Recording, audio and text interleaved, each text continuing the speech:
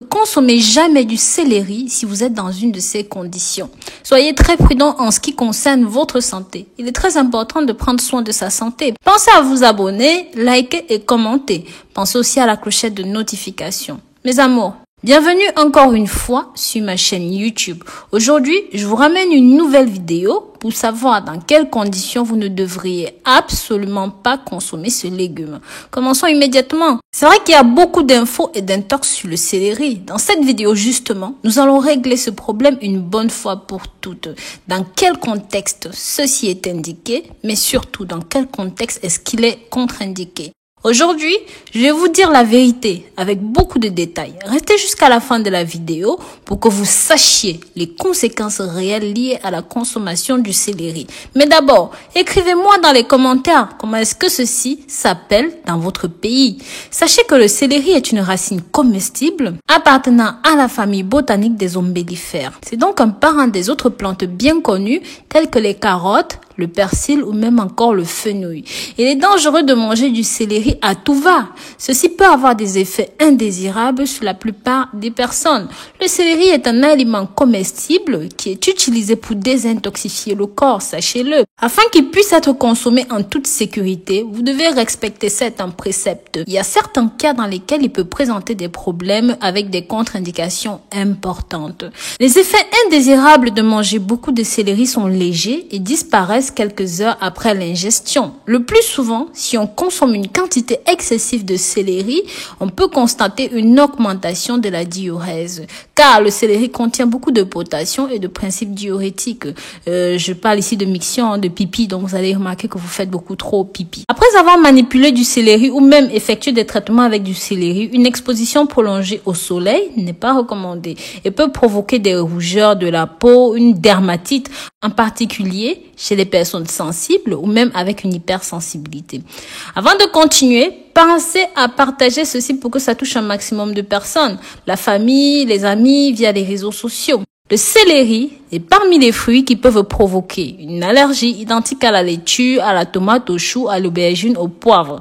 Le céleri est totalement contre-indiqué chez les personnes avec une allergie à ce type de nourriture. Il y a des réactions allergiques croisées pendant la grossesse et même pendant l'allaitement. Le céleri comme herbe aromatique peut être pris pendant la grossesse en toute petite quantité, mais il est recommandé de ne pas en abuser car leur utilisation pendant la grossesse, théoriquement, ces légumes contient des substances toniques utérines. Ça veut dire que ça peut provoquer des contractions, dont des fausses couches. Ça peut aussi provoquer chez certaines personnes la somnolence. L'huile essentielle de céleri contient des principes sédatifs. Ceci peut provoquer de la somnolence chez les personnes qui le mangent. Comme je disais plus haut, le céleri est un remède diurétique et peut augmenter la miction, dont l'envie de faire pipi tout le temps. Ça, je l'ai dit plus haut, qui aura des conséquences sur l'hypotension et même la perte des minéraux tels que le potassium, le magnésium et le calcium. Le céleri est riche en huile essentielle et peut provoquer des irritations de la peau, par exemple une dermatite, entraînant de ce fait la photosensibilité de la peau. En cas d'exposition au soleil, peut aller jusqu'à causer des lésions cutanées. Le céleri contient des anticoagulants naturels, pouvant renforcer l'effet d'autres médicaments ou d'autres plantes anticoagulantes. Donc, ne combinez pas ceci avec les plantes anticoagulantes ou même les remèdes du même genre.